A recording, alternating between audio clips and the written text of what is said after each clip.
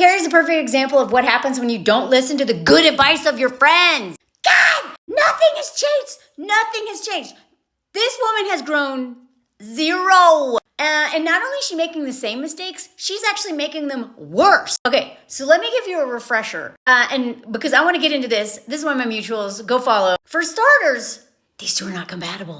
They're not compatible. They never have been. Carrie seems to have amnesia every time she dates because she hated the country. Visiting, New York. The New York country is very different than Virginia country, okay? And she was there for a weekend. It was like, oh my God, I hate it. I'm miserable.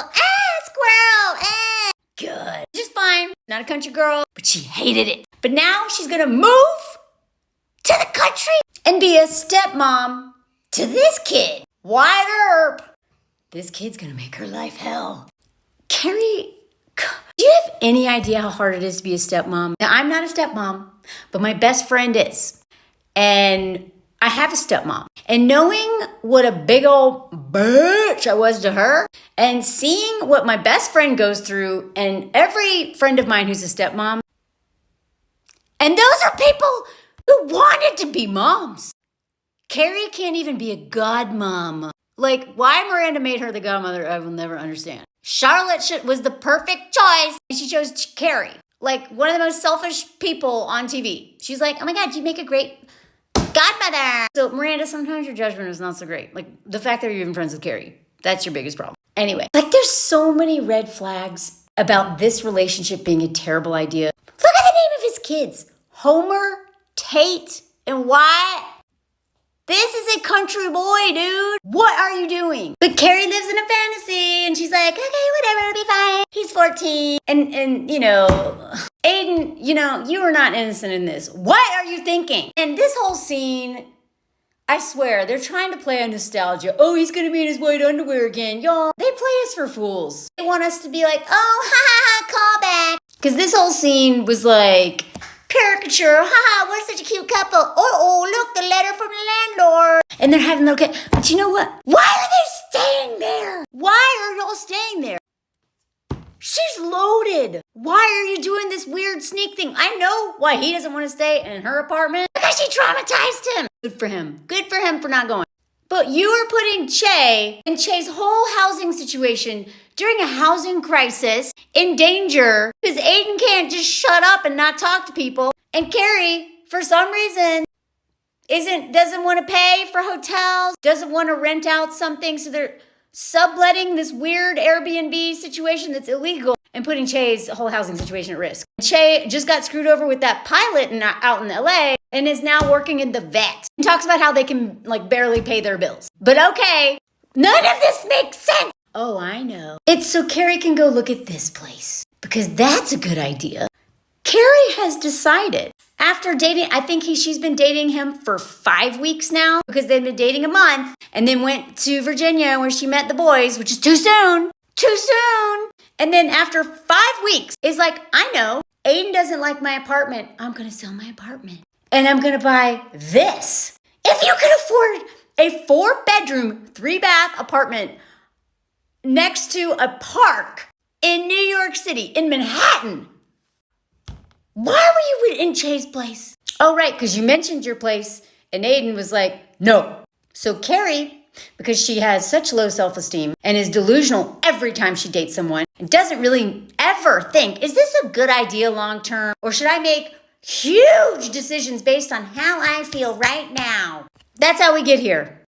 By the way, Miranda is currently unhoused because Steve, the king baby, who sucks, who baby trapped her, cheated on her, derailed her whole life, moved her out to Brooklyn against her will, which Carrie helped her decide to do. Carrie is literally behind every single bad decision that Miranda makes.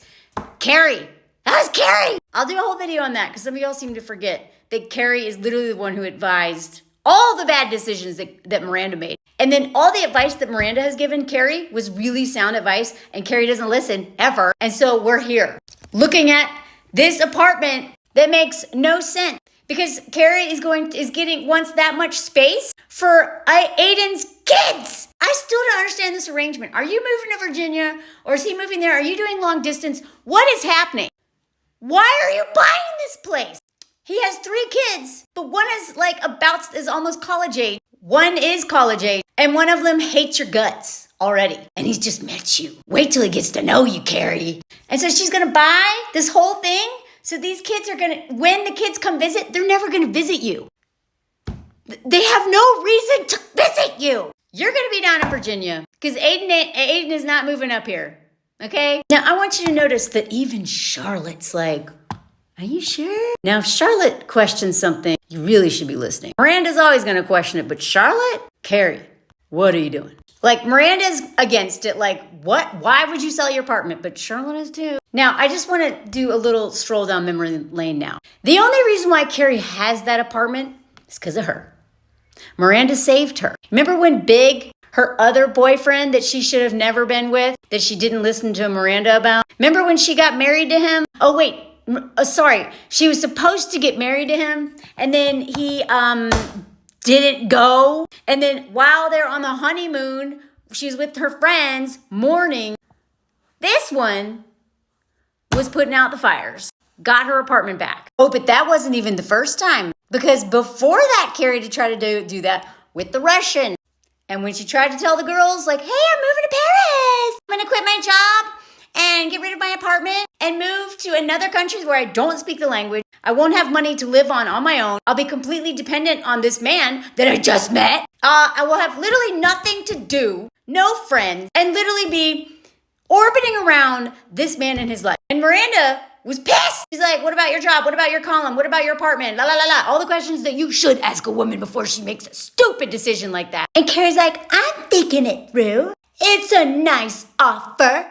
Why can't you be happy for me? That's always her line. Why can't you just be happy for me? Whenever they're like, I think this is a bad idea, just trying to look out for you, she's like, I know you're never happy for me. You're so judgmental. I swear, Miranda showed me how to be a good friend to someone. You tell them the things they don't want to hear if it means it might save them from derailing their life. Like, you don't just lie to them. And Carrie's like, God, he's such a jerk every time Miranda tries to help with love. Okay, Miranda can be a little controlling sometimes. But this woman, every time she doesn't listen, she gets screwed. And Miranda said it when she was talking to Steve.